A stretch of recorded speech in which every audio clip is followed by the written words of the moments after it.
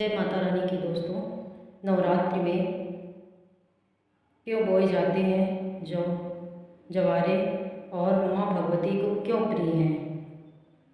नवरात्रि में कलश और घट स्थापना के साथ ही एक घट में जवारे अर्थात जौ या गेहूँ बोए जाते हैं। माता दुर्गा को यह बहुत पसंद है। आओ जानते हैं कि इनका क्या रहस्य है। नवरात्रि में कलश के सामने एक मिट्टी के पात्र में मिट्टी में जौ या गेहूँ को बोया जाता है और इसका पूजन भी किया जाता है। बाद में 9 दिनों में जब जवारे उग जाते हैं तो उसके बाद उनका नदी में विसर्जन भी किया जाता है। दोस्तों, मानता है कि जवारों को जयंती और अन्नपूर्णा देवी भी माना जाता है। माता के साथ जयंती और अन्नपूर्णा देवी की भी पूजा जरूर करना चाहिए। सृष्टि के प्रारंभ में सबसे पहली फसल जौ ही होती है। इसे पूर्ण फसल भी कहा जाता है और हिंदू शास्त्रों में अन्न को ब्रह्मा भी माना गया है। इसीलिए भी नवरात्रि में इसकी पूजा होती है। जब भी देवी या देवताओं का हवन किया जाता है तो उसमें जौ का बहुत महत्व होता है।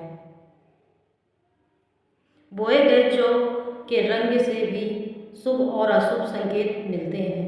मानता है कि यदि जौ के ऊपर का आधा हिस्सा हरा हो और नीचे से आधा हिस्सा पीला हो तो इसका आशय यह है कि आने वाले साल में आधा समय अच्छा होगा और आधा समय कठिनाइयों से भरा होगा। दोस्तों, यदि जौ का रंग हरा हो या फिर सफ़ेद हो गया हो तो इसका अर्थ होता है कि आने वाला साल काफ़ी अच्छा जाएगा। दोस्तों, यही नहीं, देवी भगवती की कृपा से आपके जीवन में अपार खुशियाँ और समृद्धि का वास होगा।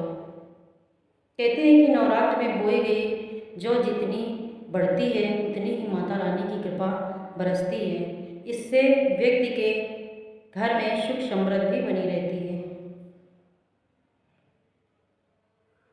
और मानता है कि यदि जौ के अंकुर 2 से 3 दिन में आ जाते हैं तो यह बहुत ही शुभ और बेहद शुभ संकेत होता है। और यदि जौ नवरात्रि समाप्त होने तक नहीं उगते तो अच्छा नहीं माना जाता है। हालांकि कई बार ऐसा भी होता है कि यदि आपने उचित तरीके से जौ नहीं बोए हैं तो उसके कारण से भी जौ सही से नहीं उगते हैं। तो हमें प्रयास यही करना चाहिए दोस्तों कि हमें अच्छी तरह से जौ बोनी चाहिए, जिससे हमें माता रानी की कृपा हमारी सदा बनी रहे और माता रानी का आशीर्वाद हम सभी को प्राप्त हो। जय माता दुर्गे।